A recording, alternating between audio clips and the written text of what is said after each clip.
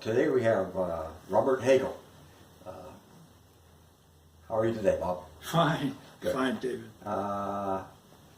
Were you born and raised in Erie? Yes, I was. I was born in Erie and ultimately moved to Wesleyville and went to school out there. The school no longer exists. The building still remains. I was a real sickly kid probably up to about 10, 12 years of age. Spent a lot of time at home, a lot of time reading when I could have been in school, but that's about all I remember. It was a good period. I read a lot. And what prompted you to decide to be an artist? I can recall at Wesleyville High School taking advanced art in my junior and senior years. And I also recall from others in that same class how good they were for accurate representational drawing. And I wasn't that good, so I kind of put it on the shelf. I just quite honestly felt that I really wasn't up to par for that sort of employment in the future. Your work is primarily of a photographic nature. Well, yeah, after the Air Force, I was in Nebraska and went to school out there a little bit while I was in the Air Force. Went to Lord Corporation and started there in a technical role, but wound up in more of a communications role. Went from technical photography to corporate photography, and where I would, I don't know if you do things like this. This is a wall piece that's 65 feet long that I was the art director on. It was designed by a fellow named Alan Albrecht at Albrecht and Associates. And Alan and I also did, the precursor to that was a brochure that shows the times that Lord experienced between 1924 and we probably went to, I see 1998 there. So the red ribbon along there is like a timeline. Yeah, exactly. And that was his idea. It was a good idea as well. Now, I don't have this right here, but over on the counter there is a book that started the whole thing off. I was working in a corporate role as a photographer, writer, and somehow the job got passed to me that Len Kolos was writing a book on Lord history. Len, a great guy, he unfortunately died about 1/3 the way in, so I picked it up and wrote the rest and did the art direction. Alan Albrecht did the design. And was it after you had been a professional commercial photographer that you decided to go back to your interest in art, or was it before? Probably before. However, really the key word is commercial. I've been more on that side than fine art, and the only reason is I had to earn some income along the way. It's tough to be a fine artist and make it pay for itself. It's really tough. So I kind of started with technical photography, went through to more social type things like newsletters and advertising, and wound up actually retiring from Lord Corporation. I kind of have the notion that you are a member of the Mercyhurst faculty. Is that correct? I was. on a couple different occasions, I taught photography, a studio course up there. I think maybe in the late 70s. Dan Burke asked me to do that. And I think it was probably in the 90s or afterwards, taught a public relations course to seniors. And then I served as their gallery director for a couple of years. That was before Heather took over? Right. I left and Heather took over. She's done a wonderful job. She has. But now she went into nursing. Oh, really? Yeah, nursing at Mercyhurst Northeast School. She's no longer... No. Oh, I was wondering why I didn't see her Yeah. last time I went to a show. Were you a founding member of NPAA? No, I joined though in 1970. This was kind of, I had just gotten into photography at kind of like the corporate level, and what I needed to do was just to gain more experience. So not being within NPA yet, I just said, give me a list of some of your members, and I need to just sharpen up my people photography. So I went around and photographed maybe a dozen people. And I said, this is more of a training for me than you, but anything that I generate, you're certainly welcome to it. And it got back to NPAA, and they said, well, why don't you join? And so I put those photos out there, and on the basis of that, I joined the group. Okay, now, in society and in the world, what do you think is the purpose of art? Well, real quick, short answer, we all work, and we work to generate some kind of a lifestyle, and then what happens in that lifestyle is we just go to art. It's a little bit like that Eagles line of their song. I spent all my time making money, and then I spent all my money making time. The time is, where you appreciate art, where you can buy it, where you can visit it in museums and galleries and really take it in. And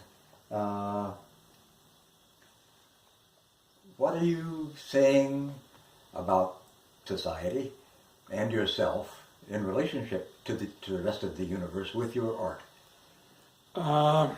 From an artistic standpoint, I really don't do that much. I have a couple pieces here that I'll just put up, and then you can cut them in later. But here's one that I did, and it just isn't enough, in my opinion, to just go out and photograph a barn. So I tweaked it and softened up the edges a little bit. This one doesn't have any softening in it, but it's gone through Photoshop, where you can kind of punch up saturation and do a lot of things to make your photography more like in the view of the visitor, expecting more of an artistic rendition. The straight photography, which is where I began, is more of a communicative medium as opposed to an artistic medium. So while I did a lot of technical stuff, I still like to kind of create. I actually made a book for myself. It's so easy to make these books. They're all self-published, but they kind of work where you can make one to kind of gather all your stuff together, so it's not in various files. It seems like you have an interest in barns. Well, that was just, I did have a big interest in them, simply because it's a building that is gone out of use now. Farming is kind of like a big art business anymore. have you gone through phases where you can look at that early period and see that there's a difference between a later period? Definitely. We all learn right from the get-go to the end of our days. It's a learning experience. And the stuff that maybe we did 20, 30 years ago, if you look at it now, doesn't quite look the same. You might not be as enthusiastic about it now. However, sometimes the reverse of that can happen too.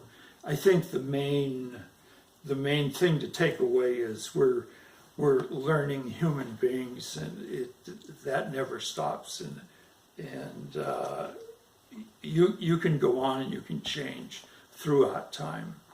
And as you look at your body of work, what can you see that's different about the earlier stuff than the later stuff? The earlier stuff was fairly accurate as far as subject, lighting, this sort of stuff. Kind of reminds me of a situation where at Lord I was photographing something in a complete dark water atmosphere, and you couldn't see it. This is before autofocus or auto anything. So I kind of figured this all out, figured the amount of light I needed to push into this dark water arena. We used a big aquarium. And it came out so good, so sharp, so accurate, and it really defined the objective that I sent it into a magazine called Technical Photography. They liked it. They put it in, not on the cover, but maybe like page 2. And wouldn't you know, the company that was buying this part that I photographed saw it and said, "Who the heck put that in? This is like something that's under a little bit of patent protection." So I learned at that point, you don't submit anything outside of your close arena until you get permission to do so. Now you've published, self-published, Yeah. a series of books, some of your own work, which you showed us that book. You've also published books with art by other artists. Yeah, I have. We started off with Roy Algren. Roy was reaching the end of his active years, and I associated with Roy quite a bit during his last 4 or 5 years. And he was very, very pleased with these books that we put out. Here's another one. This one's somewhat of a catalog raisonné that features a lot of his work. And then actually, after we got these out, I referred to him and sold a fair amount of his work to people beyond the Erie area. We went as far as Peru. There was an architect, and that, again, the internet, you can get that information out worldwide. And this guy really had never heard of Roy Algren, but once seeing his works and the way he distorted planes and stuff, this guy really liked it. So we sold him a few paintings, and actually we continue to sell them today. Roy generated one heck of a lot of art when you consider all of his prints and paintings. I think he had something like 193 paintings that we worked with, and maybe 300 and some, almost 400 prints, all of which were maybe 100 prints per edition. So there's a lot of Roy Algren work, and unfortunately the man passed. He hasn't realized all this publicity and acceptance, but his family still does.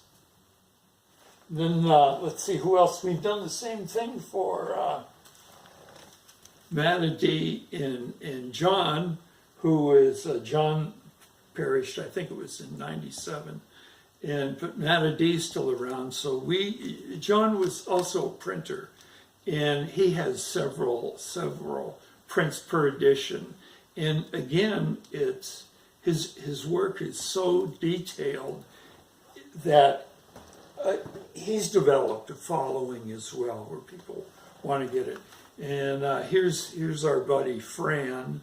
Fran got a big kick out of doing this simply because his work is just all over the place. Recently, Fran had a show at Edinburgh University, and for those people that really have a little bit of difficulty understanding Fran, if you see his show where all of this stuff was present, it makes a lot more sense. We did his drawings, and we did his Heart of the Art, which included the paintings as well. But we had a little book signing ceremony down at the art museum, and he got a big kick out of that. But again, the distribution device is available. Anybody can do this online. Do it very, very economically. Do you have some more work that we can look at? Okay, let me just take one off the wall here. That's a painting. Yeah. Have you done much of that? Yeah. Yeah. I have. When you say much, I've probably done maybe 10 of these, where it's just kind of looking at colors adjacent to each other, the weight of the color, and how it looks. There's no real hidden meaning here. It's just like a color field exercise. That's why I'm often reluctant to do anything here, because a lot of the visitors to galleries see this and it's kind of like, well, what's the big deal here? But I really enjoy doing this sort of work now. Tell me about your education, your art education.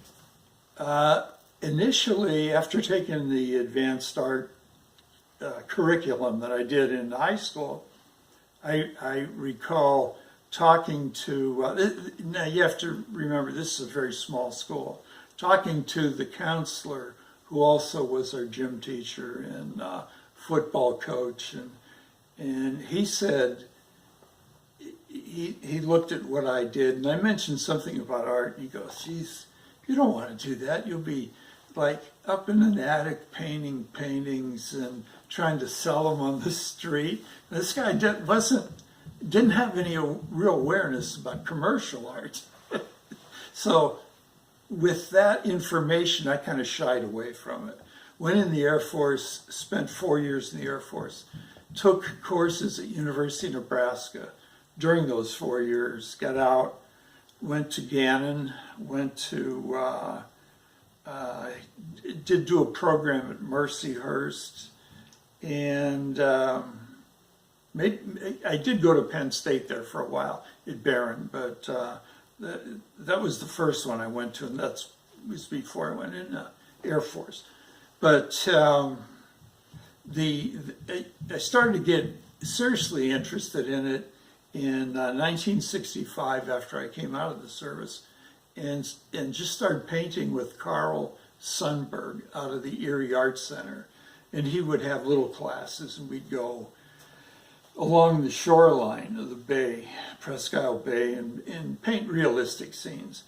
And after that, I just actually started just doing art, mainly through photography, and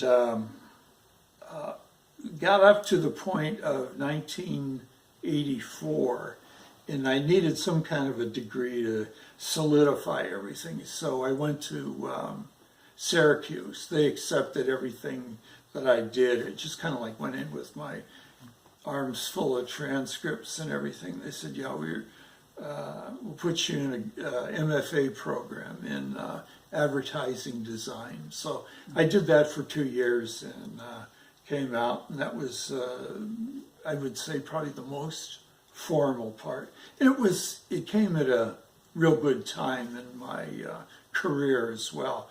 I had done a lot of things, done a lot of technical photography and just publication photography for brochures and that sort of thing before I even went there. So I had a kind of a good working knowledge of the field. But that was it. Okay. Now, other photographers, and possibly influenced your work, who might those artists be? The ones I noted were Helmut Newton, that used to photograph a lot of nude women, with, you know, being a guy, needless to say, was fascinated by his work. And he was kind of very, very casual thing, the way that he did it and the poses. Another one was Guy Bourdin, who was a French guy who would produce photographs that were very, very simple, but had some nice, beautiful color and striking color, almost like that barn scene that I did. Only he used real people in his scenes, or at least part of them. He'd often crop off somebody maybe at the waist, and you just see their legs or something.